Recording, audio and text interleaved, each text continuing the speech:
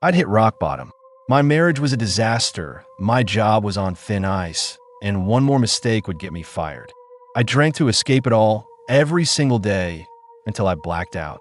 Waking up was just the start of a new cycle of suffocating regret. I was hanging by a thread over a deep, dark abyss, and on that November morning, the thread finally snapped. I woke up on my living room couch. I'd started drinking right after work on Friday. I remember the first bar, the first straight shot of rye whiskey that lit a fire in my stomach. It felt so good, I ordered another. The rest was a blank until I opened my eyes to a piercing headache. I groaned and rolled over. A hangover is a constant reminder. Getting drunk is always a mistake. But I was never one to learn my lessons. Still, in that moment, I swore that if I could just stop the pain, I'd do anything. I'd quit drinking, eat clean, even join a gym. Maybe that was the moment my life could have actually turned around. But as I lay there, nearly unconscious from the throbbing in my head, I realized someone was standing over me. I struggled to focus. The blurry figure slowly sharpened into a familiar shape, the person I'd loved most in my life. Marilyn. She was never what you'd call a hometown beauty, but the first time I saw her, she took my breath away. She was furiously kicking the flat tire of her broken-down car. After I caught my breath, I walked over like some kind of hero and changed it for her. We were married a year later. She was 19, I was 20. Way too young. Now, at 29, I already felt 60. I squinted up at her, expecting her to start screaming at me like she usually did. Lately, our conversations were mostly just fights. But her face was streaked with tears, her makeup a mess. "What's wrong?" I managed to croak, trying to sit up. The pain shot to a single point at the back of my skull, and a tear rolled down my own cheek. "Look," she said, pointing at the TV. The screen showed a trash convenience store. Merchandise was scattered everywhere, and broken glass sat in a pool of murky liquid. A fluorescent light dangled from a single wire. The front window had a hole in it, like someone had punched it. The news anchor was saying, in his usual flat tone, that the owner had discovered the scene when he came to open up at 5 a.m., and that police wanted to speak with the man in this footage. The screen flashed a blurry security camera still. A man with a wild look in his eyes and a face full of stubble, standing in the middle of the wreckage. It was me. I looked at Marilyn. I don't remember, I started, but she had already turned away. "Go," she choked out, "and don't come back." If I had any backbone, I would have walked straight to the police station and taken responsibility for what I'd done in my drunken stupor. But all I could summon was nausea, fear, and a deep self-loathing. I'd lost my wife, I was about to lose my job, and the thought of prison made me shake. All I knew was that I had to run before someone recognized me from the TV. I went to the bus station and bought a one-way ticket to a place I'd never even heard of. The ride took 5 days. When I got to the end of the line, I started hitchhiking. Most of the drivers were chatty. One guy, who smelled worse than I did and looked like he'd been wearing the same clothes for a week, told me he knew a place that was hiring if I was looking for work. "It's a place where nobody asks about your past." He smoked the whole time he drove, the window cracked just enough to flick the ash out. I was shivering so hard my teeth were chattering, but I still managed to smile. "Sounds like my kind of place. How much farther?" He paused to light another cigarette. "You got to keep heading north," he said casually. "All the way to the Arctic Circle, and then some. Past that little town the old-timers still call Barrow." He paused again. "The place you're looking for, it ain't got a sign. But for a man looking to hide, it's perfect." He gave me a wink. I shivered again, and this time it wasn't from the cold. I hadn't said a word, but he saw right through me. He dropped me at a crossroads where a gas station, a small diner, and a rundown motel were huddled together, as if for warmth. The cold felt like it had seeped into my bones, and I wondered if I'd ever feel warm again. I walked into the motel, checked in under a fake name, and used the last of my cash. It was just past noon, but the sun was already fading. The farther north you go, the shorter the days. That day's light was fleeting, and dusk settled in early. I stood at my window and watched the world get swallowed by darkness. I told the front desk clerk I was trying to get to the place north of Barrow that was hiring. He just gave me a look, a mix of disgust and pity, but didn't say anything. The next morning, as I was about to head to the diner for what might be my last decent meal in a long time, the clerk looked up. There's a big fella over at the diner, working his way through a pile of grits. Works at the place you're headed, if you're still set on going. If my head had been on straight, I would have heard the warning in his voice. But at the time, I just nodded and walked toward the diner. The warmth and the smell of coffee felt like they were pulling me out of frozen tomb. The diner was empty except for one occupied table. I walked toward it. In these parts, big fella was a pretty common descriptor, like saying a guy in a leather jacket to describe a biker. But I knew I'd found my man. He had to be 7 feet tall. His face was a roadmap of wrinkles. His head was shaved clean, and under his left, I was a single dark red teardrop tattoo. Mind if I sit here? I asked. He nodded and kept shoveling food into his mouth. He didn't ask any questions, so I just told him why I was there. When he finished eating, he finally looked up at me. You look like a man trying to find a hole to crawl into till the heat dies down.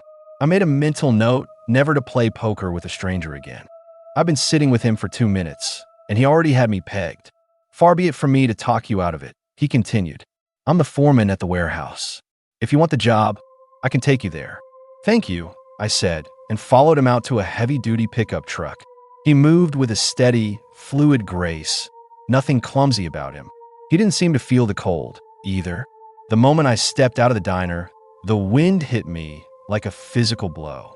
My fingers were shaking so badly from the cold that I couldn't buckle my seatbelt. He saw me struggling and grinned. There's an old fur coat in the warehouse office. You can have it if one of the other guys hasn't made off with it. I tried to smile back, but my face was so cold the muscles just pulled into a grimace. He kept smiling, started the truck, and drove us into the endless night. When a brief daylight came, all we could see through the windshield was a pale, snow-covered wasteland. No landmarks, no direction. Soon, the night returned. He flipped on the high beams and just kept driving. Finally, a few lights appeared in the distance. As we got closer, they grew brighter, revealing a massive, grim-looking building. The lights were on the ground, arranged along the full length of the building, which seemed to stretch on forever. They weren't welcoming lights, they were like harsh interrogation lamps, cutting through the darkness with brutal clarity. We screeched to a halt in front of the building. He turned to me. Follow me. I reluctantly left the warmth of the truck. The air was so cold it felt like a razor on my face. The wind had died, but the frozen silence was even more unsettling. I hurried after him as he punched a code into a keypad by the door. It clicked open. He motioned for me to go in first, then pulled the door shut and locked it behind us. We stepped into a huge, open space, brightly lit, that took up about 3/4 of the building. Shipping containers were stacked in rows all around us. There was no one else in sight, just the sound of our footsteps echoing in the vast emptiness. At the far end was a dividing wall. He entered another code next to a door and pushed it open. Inside was a narrow hallway with a few small rooms on either side. That's my office, he said, pointing to one of them. Through a window, I could see a desk, a chair, some books, notebooks, and file drawers. No laptop or any other electronics. On the wall hung a whiteboard, divided into columns by hand-drawn lines. It was covered in tiny script, a schedule, maybe, or some kind of log, a chilling one. I was about to ask what exactly they did in this warehouse, but I swallowed the words. I suddenly remembered what the first guy had told me. It was a place where you didn't ask questions. And the big guy hadn't asked for my name, my social security number, nothing. If I wanted to stay, I had to return the favor. That didn't stop the questions from multiplying in my head. I was almost certain something illegal was going on here. We came to a small room with nothing but a folding cot and some empty shelves. You'll sleep here, the big guy said. Get some rest. Your first shift starts in 6 hours. 12 hours on, 12 off. He paused. I left the coat by the door. Then he was gone. I lay down on the cot. Sure, I wouldn't be able to sleep. My mind raced. Was this a drug distribution center? A hub for smuggling illegal weapons or chemicals? Maybe these goods had never been legally certified. Whatever it was, this remote location was perfect for avoiding prying eyes. But strangely, the warehouse also felt like it had been sealed away for the winter, as if it were quietly waiting for a certain season to start up again. Outside was an endless wasteland, and it felt like the world I knew, the world of internet, cities, Friday night drinks, and shopping malls, was a dimension away, nothing but a fuzzy memory. "Rise and shine, pal." A voice snapped me out of it. I jerked my eyes open. I guess I had fallen asleep after all. Standing over my cot was a man who looked to be in his 40s. He wore a long, old trench coat, had a full head of gray hair, and a thick scar running across his cheek. Just like the big guy's teardrop tattoo, the rule here was clearly no questions asked, and it was probably best not to inquire about the scar. Now that I was awake, I realized what an idiot I was. I'd panicked and run to this godforsaken place. The worst I was facing back home was probably a vandalism charge. I'm no lawyer, but I knew that didn't mean serious jail time. But now I'd somehow gotten myself mixed up in some kind of massive operation. I made up my mind. The first chance I got, I was leaving. I would go home and face the mess I'd made. But this guy clearly didn't share the big man's habit of smiling. "What are you waiting for?" He scowled. "I've got to teach you a few things before I turn in. Follow me." He jerked his thumb toward the door, and I reluctantly got up and followed him. He led me around to the back of the building and started explaining the generator. "This thing," he said, "is more important than your own mother. It's hooked up to the indoor control panel, lets you adjust the power to the exterior and interior lights. Without it, we're stumbling around in the dark." "But isn't there sunlight during the day?" I asked without thinking. He looked at me like I was a complete moron. "We're in the polar night now," he said. "The sun's gone down and it ain't coming back up. For the next 67 days, it's nothing but darkness." I instinctively clutched the coat tighter around me. It was the one the big guy had left for me. It was dirty, but the fur lining had kept me warm when I first left the motel. But now, hearing this man's words, it felt like all the protection had vanished from the coat. 2 months without sunlight. I never make it. But he didn't seem to notice my sinking mood, or maybe he just didn't care. He kept listing my daily maintenance tasks. Then he said, "Once the roads are clear enough to use, we can leave." I blurted out. He gave me another one of those "how can you be this stupid" looks. "We're not going anywhere until the sun comes back in January." He kept assigning me tasks, but I couldn't hear a word he was saying. When he finally left, I started my first shift, my mood as dark and desolate as the wilderness around me. One of my jobs was to inspect all the exterior lighting systems. I pushed the door open and was hit by the light, which exposed the entire front of the building and cast its glare for dozens of feet onto the snow. But the light didn't illuminate anything. Just cold, dead nothingness. I walked in circles around the warehouse. I tried to walk with the wind, but no matter which way I turned, it seemed to find my face a deliberate torment. The wind was relentless, cutting like a knife. As I was finishing my last lap, battered by the cold, I was about to reach for the keypad when I thought I saw something move in the distance. Something skirting the very edge of the light. I stared hard in that direction, a dark shape, moving fast on all fours. I figured it might be a wolf, maybe a bear. Who knew what kind of things hid out in a place like this? But I knew for sure it wasn't something I wanted to get close to. I spun around, punched the code into the keypad as fast as I could, and scrambled inside. Before I could even catch my breath, as I was about to get to the rest of the tasks on my checklist, the big guy appeared behind me. I noticed a holster on his belt, and my stomach sank. Why would you need a gun in this frozen, empty wasteland? But I reminded myself again, this was a no-questions place. I shouldn't say anything. He smiled at me. "Doing good work. Glad to see it." "Yeah," I muttered, a bitter taste in my mouth.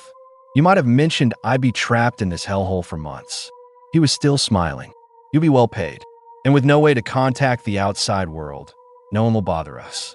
"I figured that was just what you were looking for." "Right," I said. "The three of us. And whatever's out there. The dream team." His smile stayed, but his expression deepened. "A local species," he said in a low voice. "I've only seen them from a distance, but even so, I can tell you, they're ugly as sin. They're afraid of the light, love the dark, and now that the polar night is here, with no natural light at all, they have the run of the place." My scalp prickled. I couldn't help but break my no questions rule. "Are they dangerous?" "Not as dangerous as this," he said, patting his holster. "But with the long night here, You should be armed too. Come on, I'll get you set up. Thanks, I stammered, my heart sinking even further. Hours later, I finished my long first shift and dragged my exhausted body toward my room. On the way, I ran into Scar Cheek, who was just starting his shift. You should have told me about the things out there, I muttered. A cold smile touched his lips. As long as the lights are on, they won't get close. He paused. And if something does happen, now you can point and shoot. They're animals. We're human. We're the apex predators, got it? I stared at him without a word. He just laughed harder. Me and my best friends here are going to go check on the generator. He swept his coat back like some outlaw in a western, and I saw the cold glint of twin pistols on his hips. I turned and walked away. I was starting to get tired of the big guy, and I absolutely hated Scar. And this was only the first day of the polar night. I barely slept an hour that night. When my second shift started, I felt like I'd been hit by a truck. I started my rounds, checking the exterior lights. Each one cast a reassuring glow as I passed. Until I got to the last one, it was flickering. I tried to remember what Scar had told me to do if this happened, but my mind was a blank. I've been too busy feeling sorry for myself to listen. I tapped the light fixture. Don't you disrespect me, I muttered. I'm the apex predator. Amazingly, the tap worked. The light steadied. I laughed at how pathetic I'd become and decided to go tell the big guy about it, see if it was a wiring issue. Just as I got to the door, about to punch in the code, the faulty light flickered again, then went out completely. Then the one next to it. Shit, I whispered, staring in horror. One by one, every single light went out. The darkness rolled in like a tide. And I wasn't alone. Something was moving in the dark. I was sure of it. It wasn't a hallucination, unless I was losing my mind. I told myself to stay calm. All I had to do was enter the code, get inside, and find the big guy and Scar. They would know what to do. The problem was, I couldn't see my own hand in front of my face. I'd have to find the keypad by touch alone. Not so hard, I told myself, pressing the numbers I remembered. Nothing. I cursed. And as I turned, I heard a sound, not the wind and not in my head. It was the sound of footsteps on the snow. Or claws. The thought froze me solid. I forced my attention back to the keypad, my fingers trembling as I tried again. This time, the metal keys felt ice cold, burning my fingertips. I pressed 5 digits, then the pound key. Click! The door opened. I yanked the door open, dove inside, and gasped for air. The interior lights were still on. I relaxed for a second, then ran down the hallway, shouting. The lights are all out. The big guy was the first one there. Calm down, he said. What are you talking about? The outside lights, they were flickering, then one went out, then they all went out. As I was catching my breath, Scar emerged from his room. What did you do, you moron? He yelled. Nothing. I yelled back. They went out one by one, on their own. The big guy held up his hands to calm us. Relax. It must be a system malfunction. We'll check it out. I nodded at his explanation, almost hypnotizing myself into believing it. Okay, right? A system problem. But then I remembered the thing. I saw it, I whispered. It was out there, coming for me. The big guy's smile returned, as if everything was under control. Don't worry. They only move in the dark. The lights are on in here. They won't come inside. And the door's closed, he added. They can't get in. My blood ran cold. Did I close the door? What is it? Scar asked, his eyes narrowing to slits. I think I left the door open. Scar let out a quiet, contemptuous curse, then swept back his long coat, his twin guns flashing. I'll handle this, he said, and turned toward the door. You left the door open, the big guy said, frowning. Go with him. Back him up. I'll be right there. He ran toward his office. I did the last thing I wanted to do. I walked back toward that open door where the things in the dark were lurking. When I got there, I saw that Scar was already at the doorway, his guns blazing into the night. He was firing like a madman, enjoying every second of it. Yeehaw! He yelled. He emptied a clip, reloaded, and opened fire again. I wanted to shut my eyes, to tell him to stop, but I knew he wouldn't listen to me. Luckily, the big guy showed up. Enough! He shouted, just as Scar emptied another clip. Scar looked annoyed, but didn't say anything. The big guy pulled out a flashlight and stepped toward the open doorway. He switched it on, and a powerful beam cut through the darkness, revealing a horrific scene. The ground was littered with bodies, their blood staining the white snow. For the first time, I understood that these monsters were not wolves or bears or any animal I had ever seen. Their bodies were about 6 feet long, with pale, hairless skin, dark and bulging veins. You could see the outline of their ribs, the sharp angles of their shoulder blades. They had claws, but no ears or tail. From the way they had fallen when Scar shot them, I couldn't see their faces. The scarier part was that there were more of them out there, still alive. I could just make out a few dark shapes, lurking at the edge of the flashlight beam, pacing back and forth. "You killed them?" I whispered, horrified. "Damn right, kid," Scar Cheek answered, his voice full of pride. "You wander around this place, you pay the price." He turned to the big guy, smugly. "Right?" The big guy sighed. "You crazy bastard. You shot my truck. The engine's hit. That's gonna be a bitch to fix." He sighed again and slowly closed the door. I let out a breath, and a small smile touched my face. At least the door was shut. Even if the lights inside went out, the monsters couldn't get in. "Let's go see what the problem is," the big guy said, and I gladly followed. The control panel was mounted on the wall at the far end of the main warehouse space, near where the partition began. It was a dense matrix of switches and dials. The big guy studied it, then frowned. "It's a connection issue. Probably a loose cable." I asked, a sliver of hope in my voice. "Can you fix it?" "Sure," he said. "Once the wiring's reconnected, you just have to pull this lever here, and the lights will come back on." He put his hand on a red lever in the middle of the panel. "Simple." "Great," I said. "So, where's the cable?" "Outside," he said. My stomach clenched.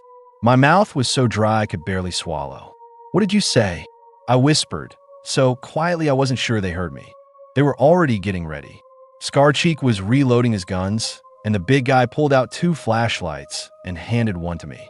I wanted to argue, to tell them there was no way I was going out there, but I took it anyway.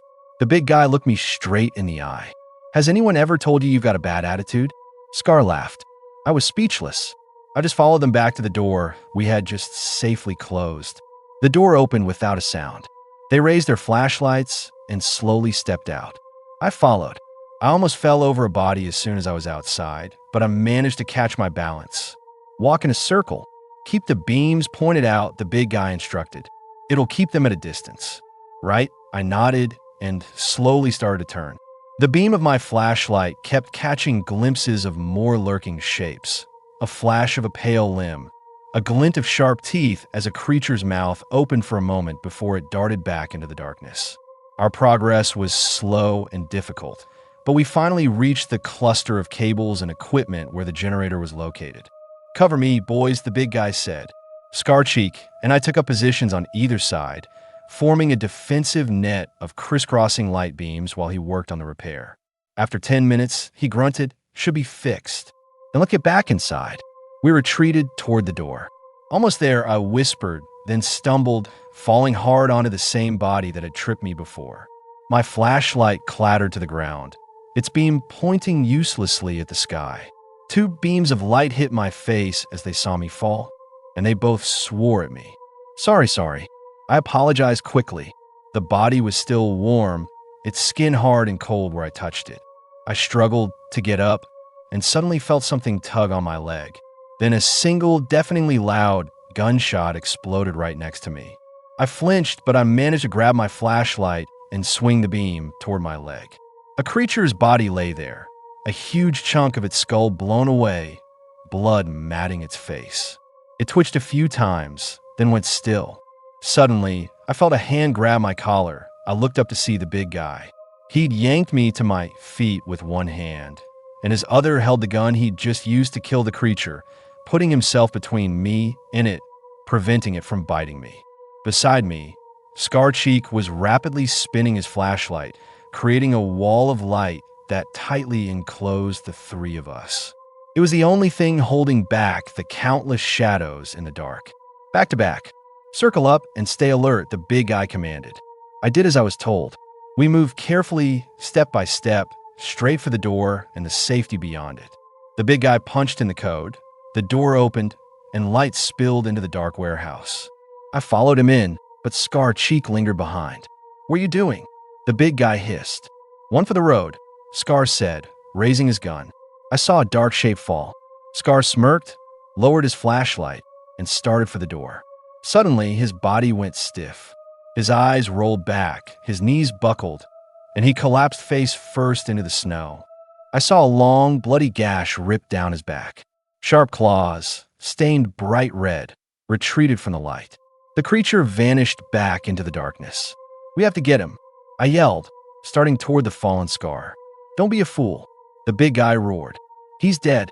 We have to close the door. We can't just leave him," I yelled back. "We have to," the big guy roared, and I had no choice but to back away into the building. Just then, the lights inside flickered, then died completely.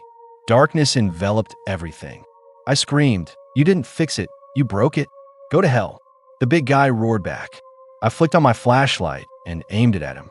He was desperately trying to shut the door, but a tide of creatures was forcing it open, and he couldn't hold them back. I stumbled backward, my flashlight beam drawing frantic, broken patterns on the floor. I got the beam back on him. The creatures were swarming the big guy, clawing viciously at his throat. Even with his massive frame, their claws tore through his skin and blood sprayed into the air. The beam from my flashlight made the creatures recoil, and I scrambled toward the big guy. He was staggering, his right hand clamped to his throat, blood seeping through his fingers. His other hand held his own flashlight, trying to light up the open doorway and hold back the new wave of monsters. Realizing how dire the situation was, I started circling my flashlight beam around him. "Is the switch still working?" I yelled. He looked at me, tried to speak, but blood just bubbled from his mouth. His legs gave out, and he collapsed to his knees. I froze, watching him fall, his body shaking violently, his flashlight beam dancing wildly in the dark. I forced myself to steady my own beam, slowly circling it again. In the light, I saw bared fangs, extended claws, and arched backs. They were slowly closing in. I could only catch glimpses of them, about 10 feet away, maybe 8 of them. I couldn't hold them all off at once. In a few seconds, they would be on me, tearing me to pieces. I turned and ran, my flashlight beam cutting a path across the floor, straight for the control panel. I could hear the scrabbling sounds of the creatures running behind me, getting closer. I couldn't look back. I couldn't stop. I ran with everything I had, my breath coming in ragged gasps, sweat pouring down my face. I finally dove for the control panel, fumbling for the lever in the beam of my flashlight. If it worked, I had a chance. If it didn't, I was dead. I yanked the lever down. The lights flickered once, twice, then blazed to life. I looked back. The creatures were everywhere, hundreds of them crawling and slithering across every corner of the warehouse. Their eyes were red. I realized with a sickening lurch that they had no eyelids, and they were exposed to the intense light. Their long snouts were pale and hairless, with bulging, pulsing veins. They snarled and writhed, fighting against the light, but it was an enemy they couldn't conquer. The creatures panicked and stampeded, trampling over each other in a desperate rush to get out of the warehouse. I waited until the very last one had vanished. Then I walked back to the open door and stepped outside. The exterior lights were back on, and the creatures that had nearly killed me were already disappearing into the distance. 2 weeks have passed. Today is December 2nd. I walked through the empty warehouse, the lights illuminating my every step. All that's left is to wait. The polar night will end on January 23rd, when the sun will rise again. 51 days to go, and the darkness is still out there, waiting.